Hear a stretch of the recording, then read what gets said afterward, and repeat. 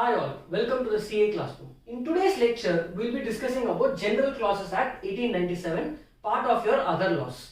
Most students tend to skip this chapter and interpretation of statutes in exam, but in my view, these two units are the most important for exam, and this is something you have to study first. General Clauses Act and interpretation of statutes.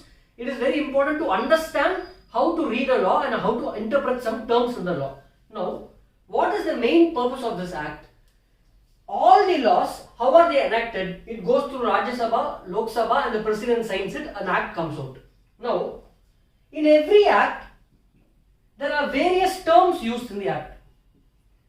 But there are some terms which are repetitive again and again, which keeps repeating in every act, and it is not feasible to define it in every single act. So what they have done, there is an act called General Clauses Act.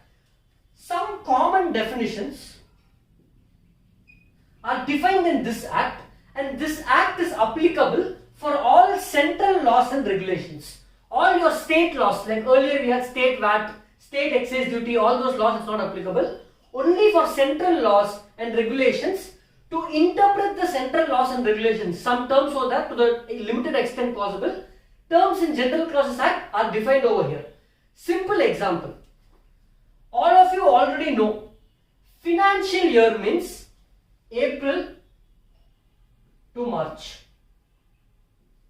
How do you know this? This is defined in General Clauses Act. In Companies Act also it is defined, but in various other acts, many other places they use the word financial year.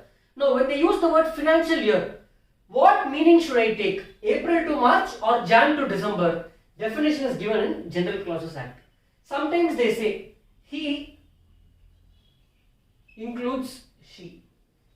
So whenever they use reference to he, male reference, it also obviously includes she. So all these kind of common analogies, common understanding is given in this act.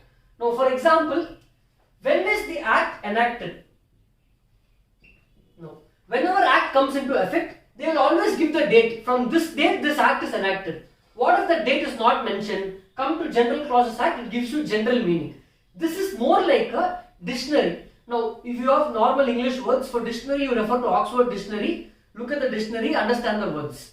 Same way when you read law, acts, various other acts, whenever you get doubt for certain terms, come to General Clauses Act, see if the term is defined over here, whatever meaning is given here, take the meaning from this act.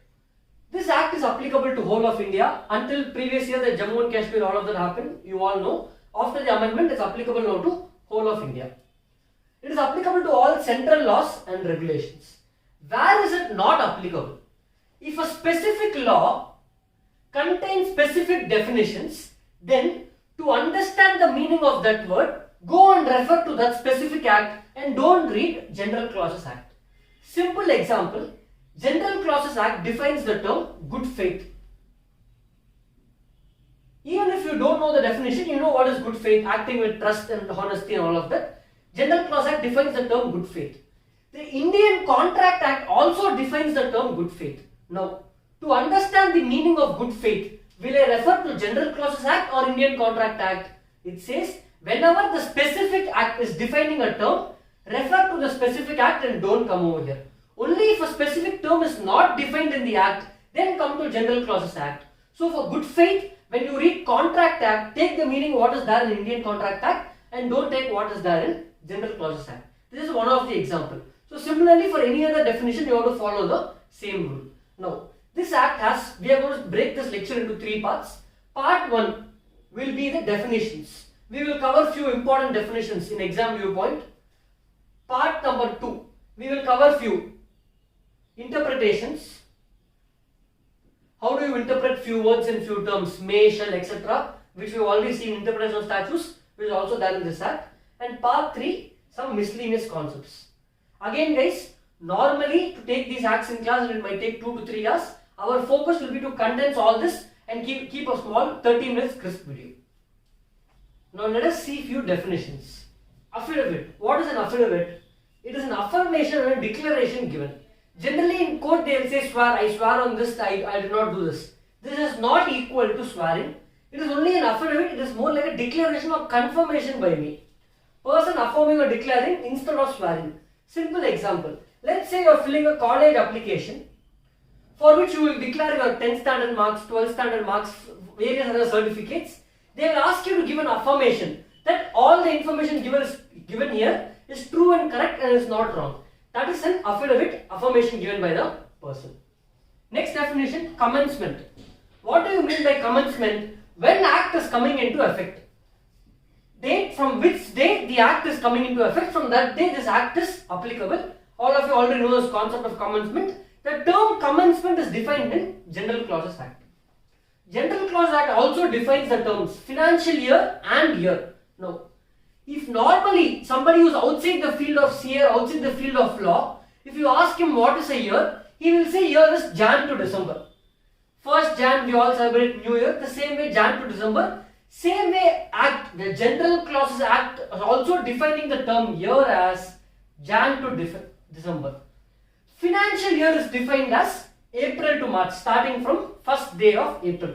We are already aware about this, but these terms are defined in this Act. What is a document? Document includes any matter. Such matter can be written or expressed or described. Written, expressed or described, or substance by means of how am I going to write it, how am I going to express it, how am I going to describe something. Now how am I describing the class to you? By means of using letters, figures or marks. I am describing it by using letters, figures or marks for the purpose of recording this matter. What matter? To record this content I am using letters, figures or marks. For purpose of recording the matter I am using these means. These means can be one or more means. This is the definition of document. Example, notebook is a document, textbook is a document, any painting is a document, this board itself is a document, anything which records any matter is a document. Let us proceed to next set of definitions. Now let us understand few more definitions. Definition of movable property, they define it as other than immovable property. So let us understand what is immovable property. Immovable property includes essentially 4 elements. Point number 1, land. All the land is immovable property. Benefits arising out of land. Naturally from land, what are the benefits you get? Trees. It is an immovable property. Things attached to earth. For example, buildings. Buildings are buildings, plant and machinery which are constructed on the land which cannot be easily removed without destruction to the building itself. Now there is this building. Now, can I remove this building easily like a movable property from one place to another place without damaging the property? No. Building will be damaged if I do that. Therefore, things attached to the earth or permanently fastened to anything attached to the earth. For example, you can see cupboards behind over here. Now this furniture over here is not something that is easily movable. If I am going to shift from this house to another house, I cannot take this furniture behind me. I can take this board and easily go. I can take some other furniture. I can take the chair and go. But this furniture over here is fixed with the wall over here. Therefore, I cannot take it. It is permanently fastened to anything attached to the earth. If I want to take this furniture behind out, it will be damaged. Therefore, this is also an immovable property. What is good faith? A thing shall be deemed as good faith if it is done honestly. In fact, it is done honestly. If I do something honestly, whether or not negligently or not, if I do some mistake in or not, honestly I am doing something, then that will be good faith. Government includes very simple, central government and state government. Imprisonment, they are saying imprisonment as mentioned in the Indian Penal Code. They are saying go refer to Indian Penal Code. Month, what is a month? They are saying to know what is a month. We know January month is Jan 1st to Jan 31st. Feb is 1st to 28th except for a leap year. March is 1st to 31st. Go refer the British calendar. That is what we all follow as the calendar now. Person. What is definition of person? Person includes a company or an association or body of individuals, whether they are incorporated or not. Fairly simple definition. Now let us proceed to the next segment of this chapter. Now let us understand a few general rules of construction. How do you understand, interpret some sentences in the law? Now, when is Act coming into effect? What is the date on which it has come into effect? Generally in the official gazette, they will mention the date from which day the date is effective. Always they will mention the date, that date the Act becomes effective. But say if they don't mention the date, from which date is the Act effective? As of today, the date on which President gives the consent. President signs the act, President signs the bill and he gives consent, that day is the day on which act comes into effect. This is about date mentioned, when date is coming into effect. Commencement and termination of time. Now, for example, they are saying in Companies Act, annual return has to be filed within 60 days from the date on which AGM is concluded. Now, let's say AGM is concluded on 30th September. For this, can I count 30th September or should I start counting from 1st October? Always when they say from 30 days from the end of financial year, 60 days from the date on which AGM is concluded, you will not include 30th September. We will count only from 1st of October. So whenever in the act, when time limit they use from this day, we will exclude the day from which day it is mentioned. From the date on which AGM is concluded, that day will be excluded. Then we will start counting 30 days. 2. Now, to include the last day, from this day to which day, then 2 says the day on which the last day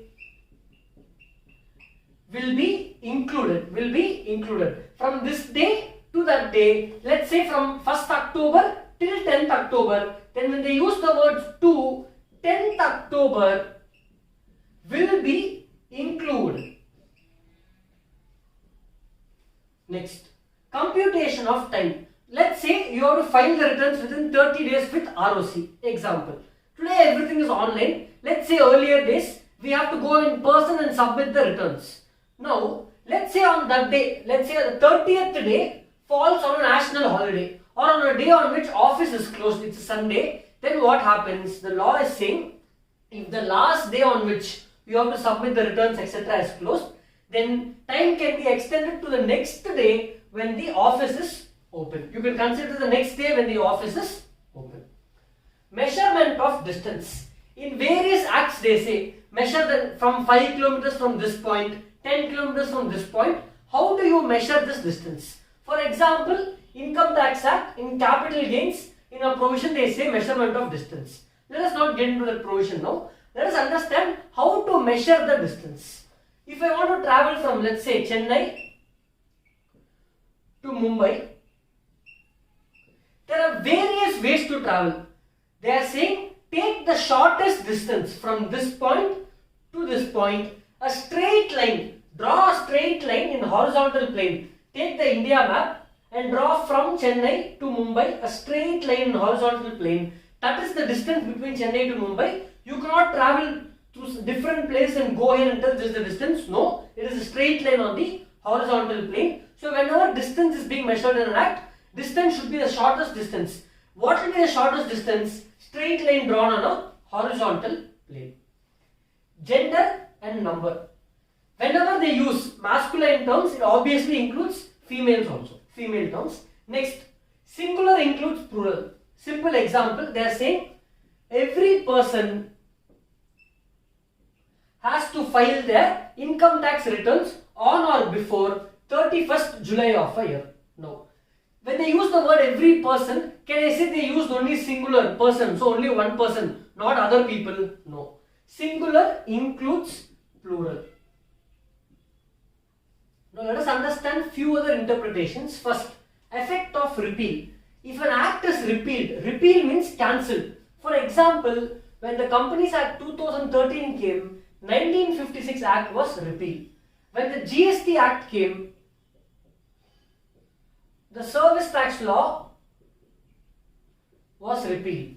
So repeal means cancelling of an existing law. Now when you repeal an old law, what happens? Repeal shall not do the following. First, it will not revive anything not enforced during the previous period. For example, let's say in 1956 Act, some sections are still not notified, are not effective previously. Just because 2013 Act came, now you cannot say those sections are now back into life. No. Affect the previous operation. Whatever happened between 1956 till 2013 or in GST service tax, whatever happened previously is still valid during that period. You cannot affect the previous operation saying it is not valid. No. It will not affect the rights, privileges or liabilities accepted during that time. Now for example, any rights and privileges a company acquired in 1956 Act, you cannot say now company has to do everything freshly in this Act. No.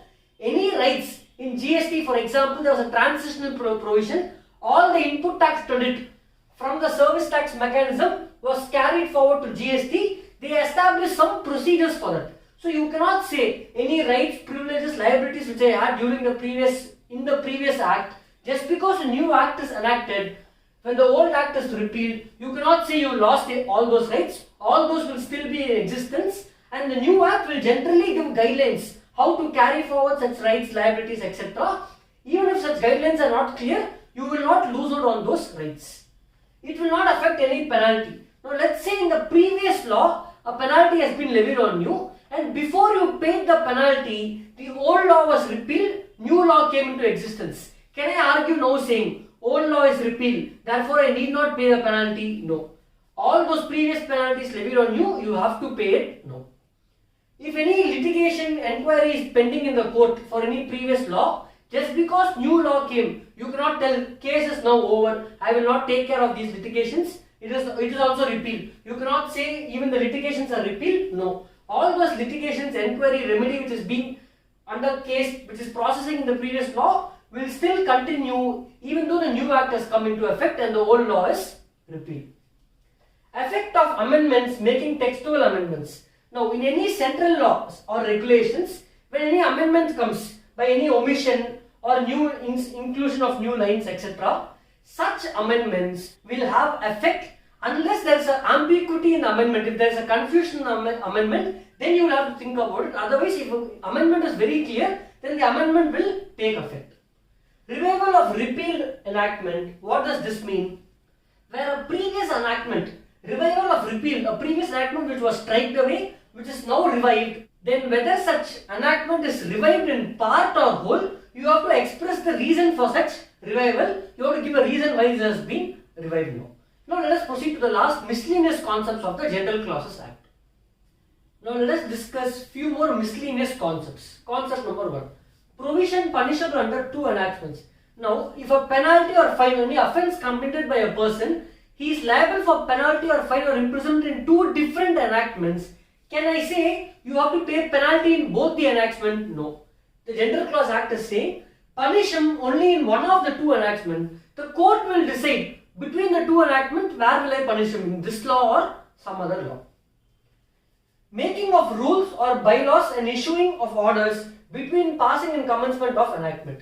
Very simple. What they are saying over here is an act is drafted and the rules are also drafted. Let's say the rules are drafted and published before the act is effective, then the rules will be effective only on the date on which act comes into effect. Therefore, rules will not take effect until the commencement of the act, even if the rules are published much in advance. Serving by post. Throughout the Companies Act and various other provisions, they will say send the notice by post, send by post. Whenever they mention the word serve by post, it has to be properly addressed to the person to whom you want to send it. It should be prepaid. You cannot expect the person to whom I am sending the post to pay. It has to be prepaid. The stamp has to be affixed. And posting by registered post, you have to send it by registered post. If the act is silent and if they just use the words send by post, then all the 3 conditions have to be satisfied. Very important, registered post acknowledgement due. In some provisions they use the word registered post acknowledgement due. That is not equal to registered post, because registered post acknowledgement due meaning when I get the post I have to sign it. I will sign it saying I got the post. That is the meaning of registered post acknowledgement due. Normal registered post is you get the post, the postman leaves in the post box and leaves. He does not get your signature. So the words acknowledgement due is very important. Certain other key provisions. Authority having power to issue notifications can amend it. An authority which has the power to issue a notification. For example, Ministry of Corporate Affairs has the power to issue notifications in respect to Companies Act.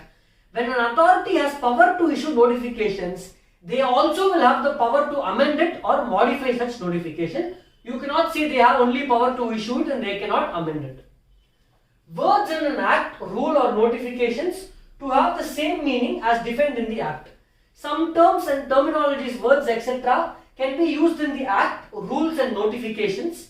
It can be defined only in the act. Then the same word, if it is used in the rules and notification, should have the same meaning as contained in the Act unless in the rules or notifications a different meaning is denoted to that term. Citation of enactment, very simple. Throughout the notifications and rules, they will give reference to section 10, reference to section 25, keep giving reference to other notifications and rules, reference to the Act. They use short title of the Act. All that is allowed. If they want to give reference to another section, it is not necessary to mention the entire paragraph again. Just by mentioning refer to section 20, refer to section 30, it is more than enough. Citing of enactments need not cite the entire provision, just the number of the provision is valid. So these are some important provisions in the purview of the exam for General Clauses Act. Thank you.